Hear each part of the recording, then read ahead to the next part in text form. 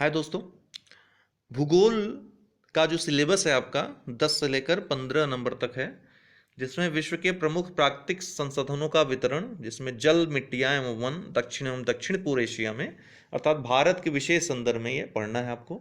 भौतिक भूगोल की प्रमुख विशेषताएं, इसमें जियोमॉर्फोलॉजी में आपका भूकंप, सुनामी, ज्वालामुखी क्रियाएं, चक्रवात, समुद्री जलधाराएं, पवन एवं हिमसरिताएं हैं।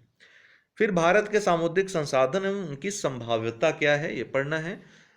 मानव प्रवास, विश्व की शरणार्थी समस्या, भारत उपमहाद्वीप के संदर्भ में पढ़ना है। सीमांत तथा सीमाएं, भारत उपमहाद्वीप के संदर्भ में देखना है। फिर जनसंख्या एवं अधिवास, प्रकार एवं प्रतिरूप, नगरीकरण, स्मार्ट नगर एवं स्मार्ट ग्राम, ये पूरा आपका सिलेबस है। तो आज से प्रारंभ करते हैं। भूगोल का सिलेबस छोटा है, समाप्त हो जाएगा तो क्वेश्चन आंसर शुरू करेंगे। ठीक है, तो जियोमॉर्फोलॉजी शुरू करेंगे। पृथ्वी की आंतरिक संरचना के बारे में अध्ययन करेंगे, यहाँ से कॉन्सेप्ट क्लियर होगा। इसी तरह कॉन्सेप्ट क्लियर करते करते आगे बढ़ते चले जाएंगे। तो जैसे जैसे आप देखेंगे कॉन्सेप्ट आपका बनता चला जाएगा, वैसे वैसे चीज़ें भूगोल में बहुत ईजी हो जाएंगी आपके लिए। ठीक है, तो पृथ्वी की आंतरिक संरचना। पृथ्वी कई परतों, जैसे आप कोई प्याज लीजिए, उसमें परत दर परत आप खुलती चली जाती है, परत दर परत खुलता चला जाता है। इसी तरह जो है, एक परत के ऊपर दूसरी परत, दूसरी परत के ऊपर तीसरी परत, इसी तरह पृथ्वी भी कई परतों से मिलकर बनी है। इन परतों का जो विभाजन होता है वो क्यों, किस कारण होता है, तो उन परतों में जो विभाजन या बिलगाव होता है वो डेंसिटी, घनत्व के कारण होता है। ठीक है, घनत्व अलग अलग हो जाने से असांतत्य, असंबद्धता परतों के मध्य हो जाती है। ठीक है, तो पृथ्वी की जो आंतरिक संरचना है मुख्यतः 3 भागों में इसको बांटकर देखा जाता है। जो सबसे ऊपरी परत होती है, जो सबसे ऊपरी भाग होता है वो क्रस्ट कहलाता है। फिर जो बीच का भाग होता है वो मेंटल, और जो सबसे आंतरिक भाग होता है वो क्रोड या कोर कहलाता है। ठीक है, तो इस तरह से इसको यदि अलग कर दिया जाए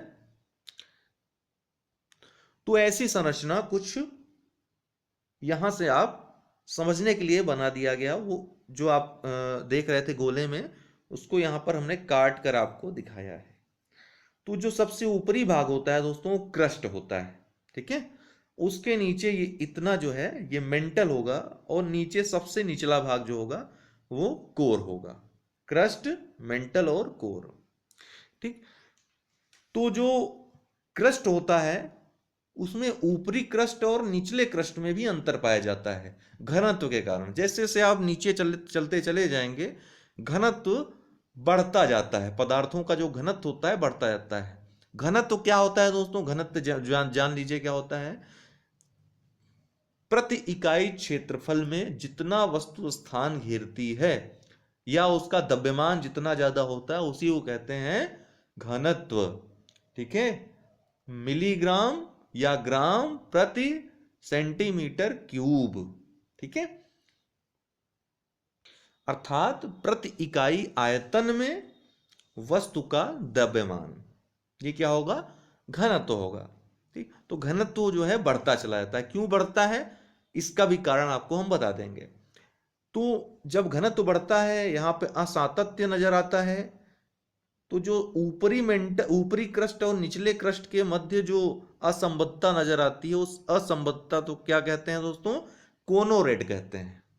क्या कहते हैं? कोनोरेड कहते हैं।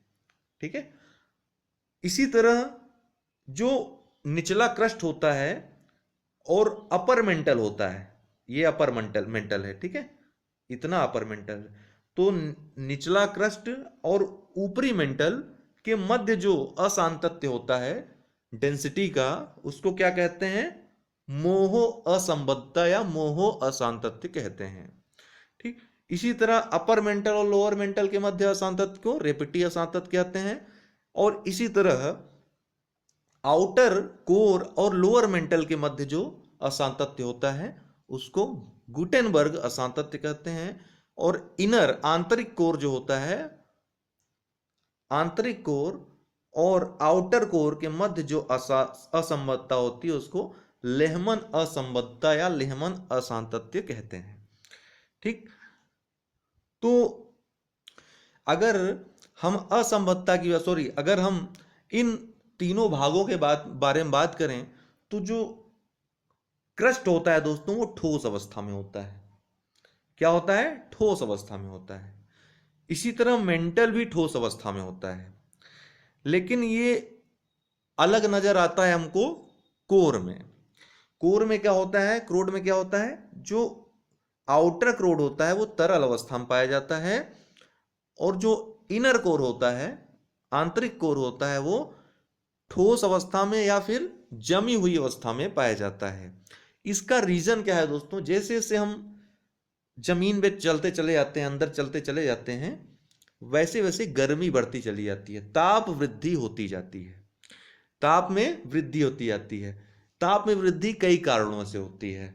एक तो परत के नीचे, जैसे आप कहीं भी जाइए, एक घर में ही है बैठे हैं आप छत पे, और अंदर कमरे में ताप में अंतर होता है ना, ऊपर जो है ठंडी रहेगी, नीचे आएंगे तो गर्म रहेगा, और भी अंदर अगर है तो वहां और ज्यादा गर्म आपको महसूस होगा। तो इस तरह से चट्टान के ऊपर चट्टान चढ़ी रहती है तो निचली चट्टान वो गर्म रहेगी। तो इस तरह से आप जब नीचे चलते चले जाएंगे तो चट्टानों के दबाव के कारण गर्मी भी बढ़ती चली जाएगी, ताप बढ़ता चला जाता है, तो चट्टानों के दबाव के कारण, प्रेशर प्रेशर के कारण। और दूसरा क्या कारण होता है कि जो जमीन, जैसे से आप भूमि से केंद्र की ओर जाएंगे, स्थल से केंद्र की ओर जाएंगे, वैसे वैसे रेडियो एक्टिव पदार्थ नीचे मिलते शुरू हो जाते हैं। तो जो रेडियो एक्टिव एलिमेंट होते हैं दोस्तों वो अल्फा बीटा गामा रेज निकालते हैं, अल्फा बीटा गामा किरणें निकालते हैं, जिसके उस उत्सर्जन के कारण गर्मी पैदा होती है। ठीक है, तो इसलिए भी नीचे जाने पर ताप बढ़ता चला जाता है। ताप के साथ साथ हमने बताया आपको दाब भी बढ़ता है, चट्टानों का दबाव भी रहता है, तो ताप में भी वृद्धि होती है और दाब में भी वृद्धि होती है। यदि आप किसी भी पदार्थ को, या जैसे लोहा आप ले लीजिए, उसको गर्म करिए तो क्या होगा? वो पिघल जाएगा, है ना। लेकिन यदि उसमें दाब आप बढ़ा दीजिए तो उसके पिघलने का जो समय है वो बढ़ जाएगा। तो दाब का प्रभाव जहां होगा, जहां पर दाब ज्यादा प्रभावी होगा, वहां पे वस्तु गलेगी नहीं, वस्तु वहां पर ठोस अवस्था में रहेगी। लेकिन जहां पे ताप का प्रभाव ज्यादा रहेगा दाब से, वहां पर वस्तु पिघल जाएगी, तरल अवस्था में हो जाएगी। तो यह क्या दिखाता है कि आपके आउटर कोर में ताप दाब से ज्यादा प्रभाव रखता है। ठीक है, इसीलिए यहां पर तरल अवस्था में पाया जाता है पदार्थ। ठीक है ना। तो पृथ्वी की सतह से केंद्र की ओर जाने से रेडियो एक्टिव पदार्थ मिलते हैं जो स्वतः विघटित होते रहते हैं। इनके विघटन के कारण सतह से केंद्र की ओर जाने पर ताप में वृद्धि होती है। पृथ्वी की सतह से केंद्र की ओर जाने पर परतों के द्वारा लगने वाले भार के साथ परत दर परत जो भार बढ़ता चला जाता है नीचे वाली परत में, तो उनके वृद्धि कारण दाब में वृद्धि होती है। तो आप जानते हैं विज्ञान, यदि आपने पढ़ा है, नहीं भी पढ़ा है तो कोई दिक्कत नहीं है, इस सूत्र की आवश्यकता, देखिए ये कॉन्सेप्ट है, ये सब प्रश्न नहीं बनेगा कभी भी, आप ये समझ लो, ये कॉन्सेप्ट है आपके समझने के लिए, ताकि आपको भूगोल समझ में आए, टर्म्स उसके समझ में आए। ठीक, केवल आप रटने वाली विद्या पे ना डिपेंड रहें कि कुछ अलग पूछ लिया जाए तो आपको मालूम रहे कि क्या हो रहा है।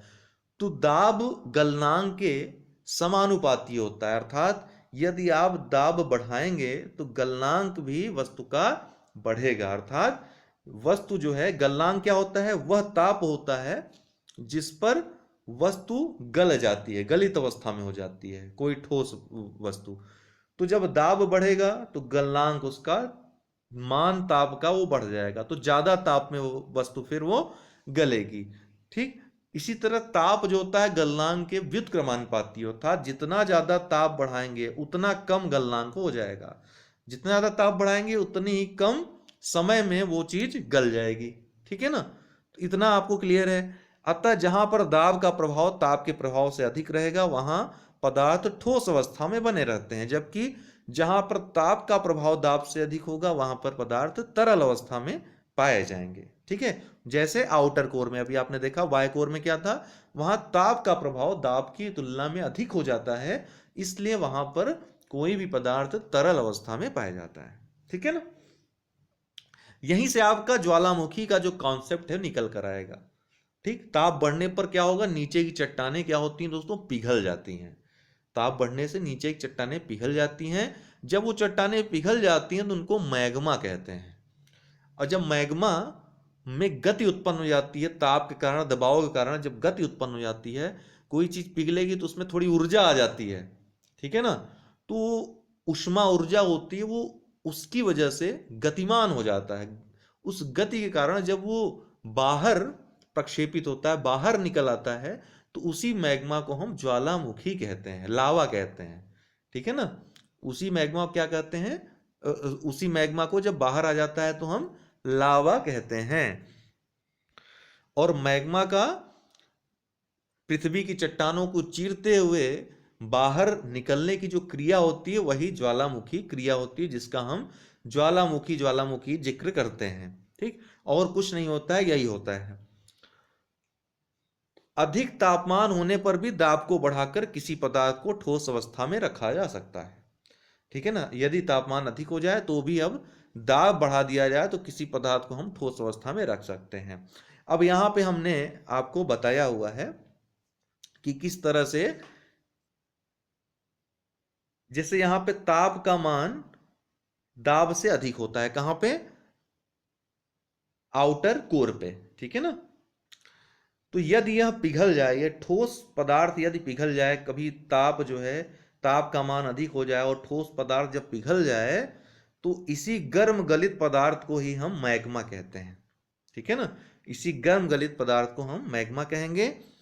और यह मैग्मा जो होता है तीनों अवस्था में पाया जाता है, अर्थात इसमें ठोस, द्रव और गैस तीनों अवस्था में यह पाया जाता है। ठीक है। और इस पिघलने के कारण, जैसा हमने बताया, कि तापमान में वृद्धि हो जाए या फिर दाब में कमी हो जाए, इन दोनों ही कंडीशन में मैग्मा की उत्पत्ति हो सकती है। तो ये जब मैग्मा सतह से बाहर आ जाते हैं चट्टानों को चीरते हुए, तो क्या कहते हैं, इनको लावा कहा जाता है। तो जिस प्रक्रिया के द्वारा मैग्मा सतह से बाहर आ जाते हैं उसे ज्वालामुखीता कहते हैं। तो ज्वालामुखी मुखीता के लिए क्या आवश्यक है, मैग्मा की उत्पत्ति आवश्यक है, अर्थात गर्म गलित पदार्थ होना आवश्यक है, पदार्थ का गलना आवश्यक है, ठोस पदार्थ का। दूसरा, मैग्मा का विभिन्न परतों से होते हुए सतह पर बाहर आना। ठीक है ना। तभी जब परत को चीर कर बाहर आएगी तभी लावा निकलेगा, तभी ज्वालामुखी क्रिया उत्पन्न होगी। ठीक है। तो ये दोनों चीजें आवश्यक हैं। अब आपने नाम सुना होगा आंतरिक आग्नेय चट्टान और बाह्य आग्नेय चट्टान। तो उसका क्या है कॉन्सेप्ट, यही जो मैग्मा होता है दोस्तों, ये जब शीतलीकरण इसका हो जाता है, जब ठंडा हो जाता है, तो इसी को आंतरिक आग्नेय चट्टान कहते हैं। ठीक है ना। इंट्रूसिव इग्नियस रॉक्स कहते हैं। और जब ये मैग्मा लावा निकल जाता है, लावा के रूप में बाहर निकल जाता है ज्वालामुखी की क्रिया से, तो ये लावा जब ठंडा होता है तो इस ठंडे लावा को ही हम बाह्य आग्नेय चट्टान कहते हैं। बाह्य आग्नेय चट्टान का निर्माण इसी से होता है। तो हो सकता है आपके एग्जाम में पूछ ले कि आग्नेय चट्टान का निर्माण कैसे होता है, तो ये आप बताएंगे। ठीक है ना। समझ में आ रहा है। तो अगर आप कोई डाउट हो तो आप पूछ सकते हैं, हम दोबारा बता देंगे। ठीक है, कोई दिक्कत नहीं है, आराम से सीखिए, कोई बहुत जल्दबाजी करने की आवश्यकता नहीं है। तो बाह्य आग्नेय चट्टान बनते हैं एक्सट्रूसिव इग्नियस रॉक्स। ठीक। अब मैग्मा में सिलिका की मात्रा, अब सिलिका की मात्रा जो होती है मैग्मा में, उसके अनुसार ही कौन सी आग्नेय चट्टान होगी ये तय होता है। कौन सी आग्नेय चट्टान कई तरह की होती है, तो कौन सी आग्नेय चट्टान बनेगी, जब सिलिका की मात्रा जितनी होगी, जितने परसेंटेज में होगी मैग्मा में, उससे यह निर्धारित होता है। ठीक है ना। तो सिलिकॉन की मात्रा से क्या क्या निर्धारित होता है दोस्तों, सिलिकॉन की मात्रा जितनी ज्यादा रहेगी उस अम्ल की अम्लीयता भी, मैग्मा की अम्लीयता भी उतनी ज्यादा रहेगी, उतना ही तेज रहेगा वो। सिलिका की मात्रा जितनी ज्यादा रहेगी उतना ही घनत्व उस पदार्थ का कम रहेगा। सिलिका की मात्रा जितनी ज्यादा रहेगी मैग्मा का गाढ़ापन उतना ही ज्यादा रहेगा। सिलिका की मात्रा जितनी ज्यादा रहेगी गलनांक उस पदार्थ का, उस चट्टान का गलनांक भी उतना ही अधिक होगा। ठीक है ना। तो मैग्मा जितना गाढ़ा होगा उतना ही ज्यादा उसमें ऊर्जा रहेगी और उतना ही ज्यादा तेजी से वो निकलेगा पृथ्वी के बाहर, उतनी ज्यादा संभावना रहेगी उसके बाहर निकलने की। यहां पर दिया हुआ है, हमने लिस्ट बनाया है। सिलिका की मात्रा यदि 77% से अधिक है, किसी मैग्मा में 77% से अधिक सिलिका की मात्रा है, बाकी अन्य पदार्थ हैं, तो मैग्मा किस प्रकार का होगा? सिल्सिक और फेल्सिक, अम्लीय मैग्मा होगा वो। ठीक है। इसमें अगर आंतरिक आग्नेय चट्टान बनती, अर्थात यदि मैग्मा अंदर ही ठंडा हो जाता है, तो ग्रेनाइट का निर्माण होता है। ठीक। लेकिन यदि बाहर निकल आता है तो रायोलाइट का निर्माण होता है। इसी तरह सिलिका की मात्रा जब 65 से 77% के मध्य रहेगी, तो इस ऐसे में इंटरमीडिएट मैग्मा का या मध्यवर्ती मैग्मा का निर्माण होता है। इसमें यदि मैग्मा ठंडा होता है तो डायोराइट का निर्माण होता है, और जब वो बाहर आकर लावा पिघलता है, लावा जब ठंडा होता है तो एंडेसाइट का निर्माण होता है। इसी तरह 45 से 65% के मध्य रहेगा तो बेसिक या मैफिक क्षारी मैग्मा का निर्माण होगा। ऐसे में अंदर गैब्रो और बाहर बसाल्ट चट्टान का निर्माण होगा। 45% से कम रहेगा तो अल्ट्रा मैफिक या अल्ट्रा बेसिक मैग्मा का निर्माण होगा। ऐसे में यदि अंदर ठंडा होता है मैग्मा तो पेरियोडाइट, और अगर बाहर लावा निकलकर ठंडा होता है तो बेसाल्ट चट्टानों का निर्माण होता है। ठीक है। तो चट्टानों का निर्माण आपने देख लिया। अब मैग्मा की जो अम्लीयता होती है, उसका गाढ़ापन होता है, उसका ज्वालामुखी प्रक्रिया की विस्फोटकता से जो संबंध होता है वो देखते हैं। अर्थात ज्वालामुखी प्रक्रिया कितनी विस्फोटक होगी, किस तरह की होगी, यह मैग्मा की अम्लीयता या उसका गाढ़ापन निर्धारित करता है। तो मैग्मा जैसा हमने बताया आपको, ठोस, द्रव और गैस तीनों रूपों में पाया जाता है। तो जो उसका ठोस पदार्थ होता है दोस्तों, वो विस्फोटकता को निर्धारित करता है, अर्थात कितनी विस्फोटक क्षमता रहेगी, कितनी ऊर्जा रहेगी, यह निर्धारित करता है। और तरल एवं गैसीय पदार्थ जो होते हैं उसकी गति को निर्धारित करते हैं, गतिशीलता निर्धारित करते हैं कि मैग्मा कितनी गति से ऊपर आएगा। ठीक है ना। अतः जब अम्लीय और गाढ़ा मैग्मा होगा तो केंद्रीय विस्फोटक ज्वालामुखीता होती है, जिससे ज्वालामुखी शंकु के रूप में ज्वालामुखी पर्वत की उत्पत्ति होती है। बहुत तेजी से उद्गार होगा और ऐसे में लावा तेजी से बाहर आएगा और ज्वालामुखी पर्वत का निर्माण होगा, ज्यादा मात्रा में आएगा, है ना। तो इस तरह से हमने आपको बताया सिलिकॉन जितना ज्यादा रहेगा उतनी ज्यादा तेजी से विस्फोट होगा। ठीक। तो ऐसे में ग्रेनाइट, रायोलाइट, डायोराइट और एंडेसाइट का निर्माण होगा। जैसा कि हमने आपको यहां पे बताया कि बाहर निकलेगा तो ग्रेनाइट, डायोराइट, गैब्रो, पेरियोडाइट, इन सब का निर्माण होता है। सॉरी दोस्तों, ग्रेनाइट, रायोलाइट, डायोराइट और एंडेसाइट का। ठीक है। यदि अंदर ही मैग्मा पिघल जाएगा तो उससे ग्रेनाइट, डायोराइट का, और बाहर आकर अंदर ही मैग्मा यदि ठंडा हो जाएगा तो ग्रेनाइट और डायोराइट का, और बाहर आकर लावा के रूप में जब ठंडा होगा तो रायोलाइट और एंडेसाइट का निर्माण होगा। ठीक है ना। इसका अगर अम्लीय नहीं रहेगा, क्षारीय रहेगा, तो ठीक उल्टा होगा, तब गैब्रो, बसाल्ट, पेरिडोटाइट और बसाल्ट चट्टानों का निर्माण होगा। ठीक है ना। तो क्षारीय या तरली मैग्मा द्वारा शांत दरार प्रकार की ज्वालामुखी होती है। क्षारीय मैग्मा होगा उसमें विस्फोटकता नहीं रहेगी, जो कि अम्लीय ज्यादा नहीं रहेगा, सिलिका की मात्रा कम रहेगी। ठीक है। तो ऐसे में शांत दरार प्रकार की ज्वालामुखीता होती, विस्फोटक क्षमता उतनी नहीं रहती है, उतनी ज्यादा तेजी से तरल पदार्थ नहीं आ पाते हैं ऊपर, लावा की ज्यादा मात्रा में उत्पत्ति नहीं होती है, तो शांत प्रकार दरार प्रकार की ज्वालामुखीता होती है। ऐसे में ज्वालामुखी पर्वत की उत्पत्ति न होकर ज्वालामुखी पठार की उत्पत्ति होती है। ठीक है। जो कि बसाल्ट चट्टानों से मुख्यतः निर्मित होते हैं। अब ज्वालामुखीता और भूकंप के बारे में पढ़ेंगे और इन दोनों के संबंध के बारे में पढ़ेंगे कि भूकंप और ज्वालामुखी वास्तवता में क्या फर्क है या फिर क्या संबंध है इन दोनों में। ठीक है, क्या ज्वालामुखी जहां पर आएगा तो भूकंप आना जरूरी है, या फिर जहां भूकंप आएगा वहां ज्वालामुखी आना जरूरी है, ये हम देखेंगे। तो दोस्तों, भूकंप क्या है? पृथ्वी की सतह पर तीव्र गति से होने वाला कंपन। पृथ्वी की सतह पे तीव्र गति से होने वाला कंपन क्या कहलाता है? भूकंप कहलाता है। ये अर्थक्वेक दोस्तों कई कारणों से होता है। अर्थक्वेक जो है, भूकंप जो है, कई कारणों से होता है। ठीक है, तो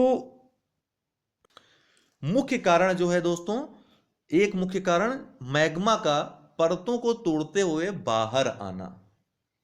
जो मैग्मा है वो जो परतों को, चट्टानों को तोड़ते हुए बाहर आती है, यही मेन रीजन है भूकंप आने का। जब मैग्मा पृथ्वी की आंतरिक परतों को तोड़ते हुए सतह पर आते हैं, तब ज्वालामुखी प्रक्रिया से पूर्व भूकंप की उत्पत्ति हुई। सभी कंडीशंस में ऐसा होता है दोस्तों। सभी कंडीशन मतलब जैसे दो चट्टानें आपस में टकराएंगी, तो जिस चट्टान का घनत्व अधिक होगा, मान लिया ये ए चट्टान है, ये बी चट्टान है, तो ए चट्टान का यदि घनत्व अधिक होगा तो ये चट्टान नीचे की तरफ जाएगी।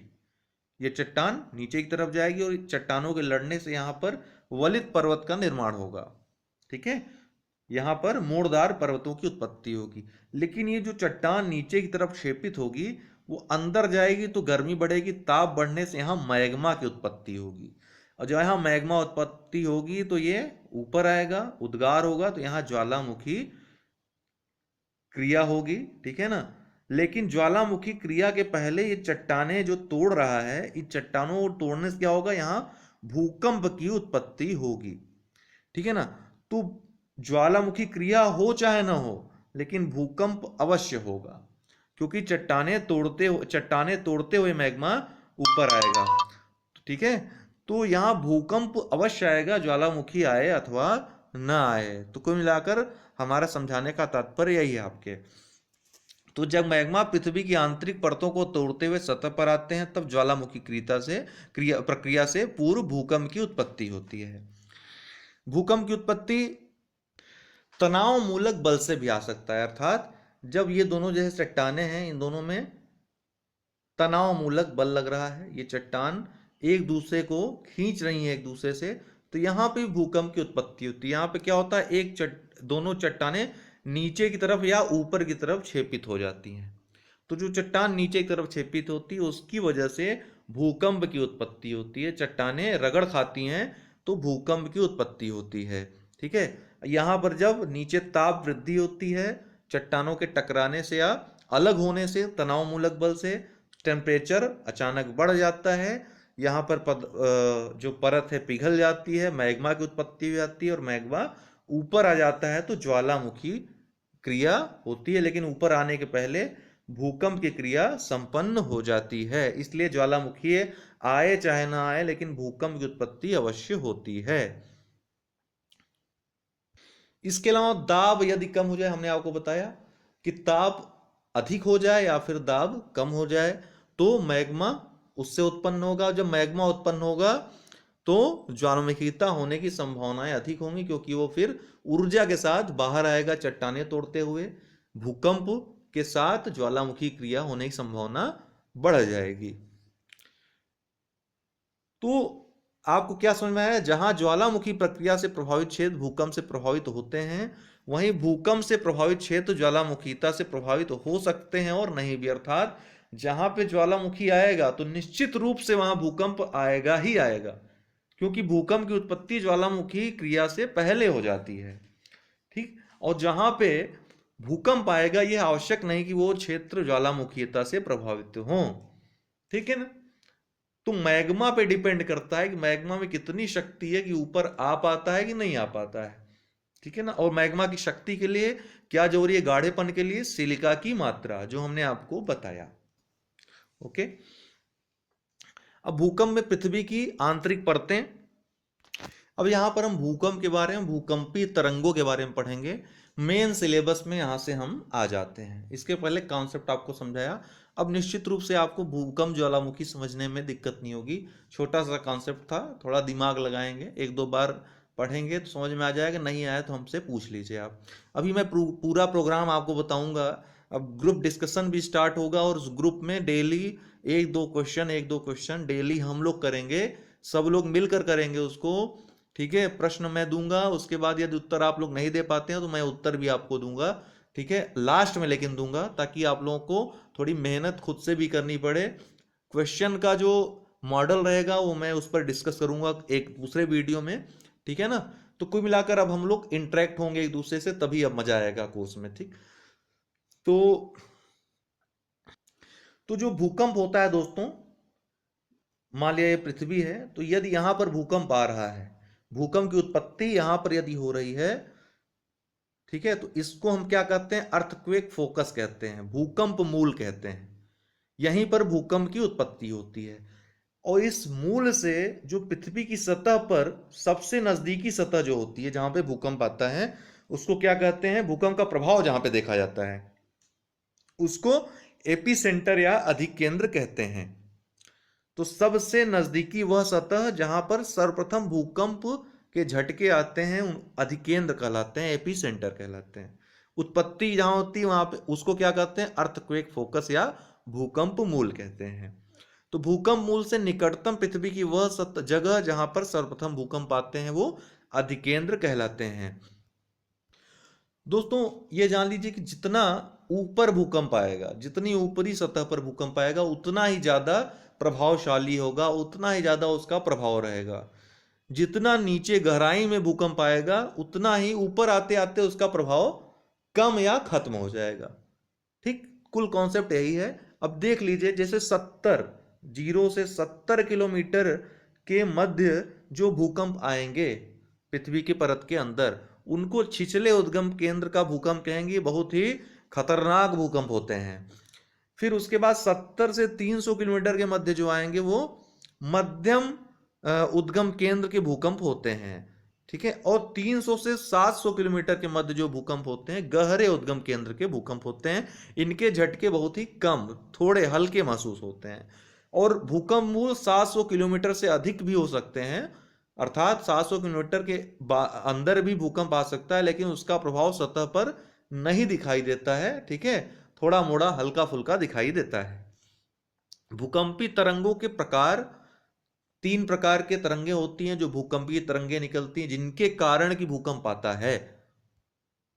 इन तरंगों के संचलन से ही भूकंप की तीव्रता निश्चित होती है, भूकंप कितना प्रभावशाली होगा। तो इसमें प्राथमिक तरंग, द्वितीयक तरंग और स्वतही तरंग, एल वेव्स, जो लॉन्ग वेव भी कहलाती हैं, खतरनाक वेव कहलाती हैं सतह पे, तो इनको क्या कहते हैं, सतही तरंग कहते हैं। और प्राथमिक और द्वितीयक तरंगे ये आंतरिक भागों में संचलित करती हैं, इसलिए इनको पिंड या बॉडी वेव्स भी कहते हैं। पिंड तरंग या बॉडी तरंग कहते हैं, क्योंकि पृथ्वी की आंतरिक परतों में चलते हैं। जबकि सतही तरंग जो एल वेव्स होती हैं, लॉन्ग वेव्स होती हैं, ये ऊपरी परतों में चलते हैं।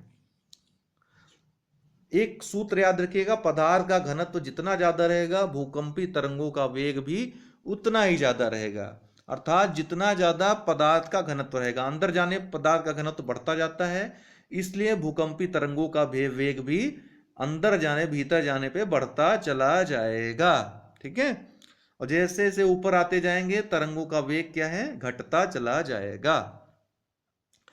सतह से केंद्र की ओर जाने पर भूकंपी तरंगों के वेग में वृद्धि होती है, जिससे यह स्पष्ट होता है कि पृथ्वी की आंतरिक परतों का घनत्व ऊपर की परतों से अधिक होता है। देखिए, इन तरंगों का जो अध्ययन हुआ उससे यह भी पता चल गया कि आंतरिक भाग में डेंसिटी, अगर पूछा जाएगा कैसे पता चलता है कि पृथ्वी के आंतरिक भागों का जो घनत्व है वो ज्यादा है, तो कैसे, तरंगों के अध्ययन से, पी वेव्स और एस वेव्स के अध्ययन से ये पता चलता है कि अंदर घनत्व अधिक है या कम है, या तरल अवस्था में पदार्थ है या ठोस अवस्था में है।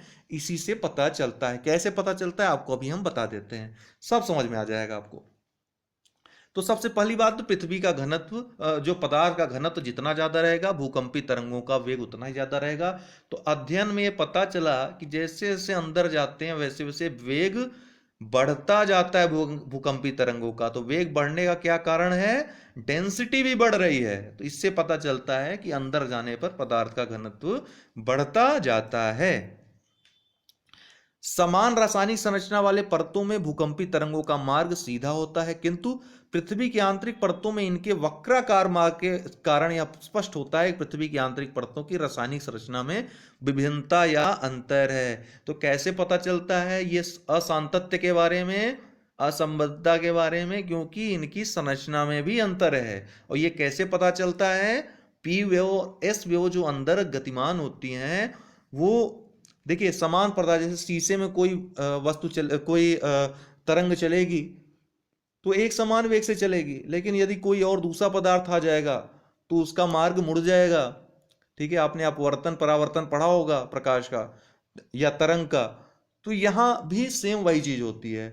ठीक, देखा क्या जाता है अध्ययन में कि ये वक्राकार हो जाती है। इसका अर्थ है कि पृथ्वी की आंतरिक संरचना परतों की जो रासायनिक संरचना है उसमें विभिन्नता है या अंतर पाया जाता है।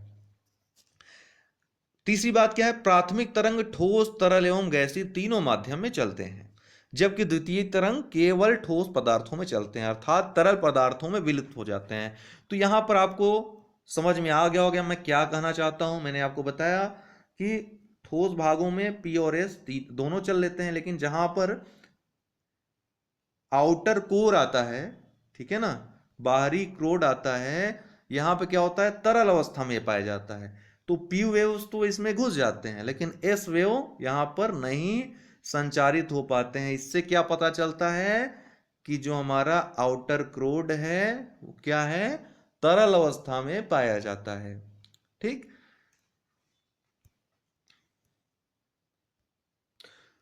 तो प्राथमिक तरंग जो होती है, पी वेव जो होती है, वो ठोस, तरल एवं गैसीय तीनों अवस्था में चल सकते हैं, जबकि द्वितीय तरंग जो होती है केवल ठोस पदार्थों में चलते हैं, अर्थात तरल पदार्थों में विलुप्त हो जाते हैं। तो गुटेनबर्ग असंतत्य के बाद इस तरंगों के विलुप्त हो जाने से यह स्पष्ट होता है कि बाह्य क्रोड के पदार्थ तरल अवस्था में होते हैं, जो हमने आपको भी बताया। भूकंपी तरंगों में प्राथमिक तरंग का वेग सर्वाधिक होता है, अतः किसी भी स्थान पर सर्वप्रथम कौन से वेव्स पहुंचती हैं? प्राथमिक तरंगे पहुंचती हैं, क्योंकि इनका वेग सबसे ज्यादा होता है। लेकिन इनकी तीव्रता सबसे कम होने के कारण सतह पर धीमी गति से कंपन होता है। इनके कारण जो भूकंप होता है, आता है, जो कंपन होता है, भूकंप का जो प्रभाव होता है वो सबसे कम होता है, क्योंकि इनकी तीव्रता बहुत कम होती है। फिर पी वेव्स के बारे में और क्या चीजें हैं? पी वेव्स जो प्राथमिक तरंगे होती है अंदैर्ध्य या ध्वनि तरंगों के समान होते हैं, क्योंकि इनमें तरंग और कणों के कंपन की दिशा एक दूसरे के समांतर होती है, अर्थात जिस दिशा में कण कंपन करेंगे उसी दिशा में तरंग कंपन करती है। तो इसलिए दिशा समांतर होने के कारण ये ध्वनि तरंगों के समान होते हैं। अतः इस तरंग के द्वारा पृथ्वी की आंतरिक परतों में फैलाव एवं संकुचन की क्रिया या विरलन और संपीडन की क्रिया होती है। ठीक है ना, संपीडन विरलन समझना हो तो जो स्प्रिंग आपके पास होती है उसको आप दबाइए तो संपीडन होगी, उसको छोड़ दीजिए तो विरलन होगी। तो वही चीज सेम यहां पर होती है। एस वेव्स की बात करें, सेकेंडरी वेव, तो एस तरंग का वेग पी तरंग की अपेक्षा कम होता है, अतः किसी भी स्थान पर प्राथमिक तरंग के बाद इस तरंग पहुंचते हैं, किंतु इस तरंग की तीव्रता पी तरंग से अधिक होती है, इसके कारण जो भूकंप आता है वो पी वेव्स की अपेक्षा ज्यादा तेज होता है, प्रभावशाली होता है। इस तरंग अनुप्रस्थ या प्रकाश तरंग के समान होते हैं, क्योंकि इसमें कणों के कंपन की दिशा तरंग के लंबवत होती है, जो इसके अधिक तीव्रता का कारण भी है। ठीक है ना। ठीक है दोस्तों, आप ये कंफ्यूज मत हो जाएगा यहाँ पे कि एस तरंगे तो अनुप्रस्थ प्रकाश तरंगे हो गई और पी तरंगे ध्वनि तरंगे हो गई, तो प्रकाश का वेग तो सबसे ज्यादा होना चाहिए। तो ये प्रकाश तरंगों की भांति होते हैं, संचलन की बात हो रही है यहाँ पे, प्रकाश नहीं होता है इस तरंग। ठीक है ना, तो ये एकदम आप श्योर हो जाइए। इस तरंग अनुप्रस्थ या प्रकाश तरंग के समान होते हैं, क्योंकि इसमें कणों के कंपन की दिशा जो होती है तरंग के लंबवत होती है, जो इसके अधिक तीव्रता का कारण भी है।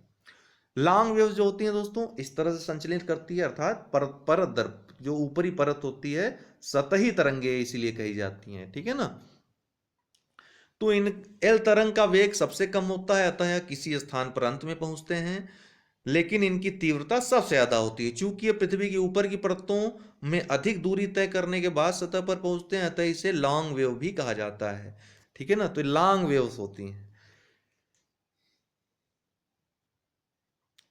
इस तरंग की तीव्रता सर्वाधिक होने के कारण इसके प्रभाव अधिक विनाशकारी होते हैं। एस एवं एल तरंगों द्वारा आंतरिक संरचना में परिवर्तन होने के कारण इन्हें डिस्टॉर्शनल वेव्स या विनाशकारी तरंगे भी कहते हैं।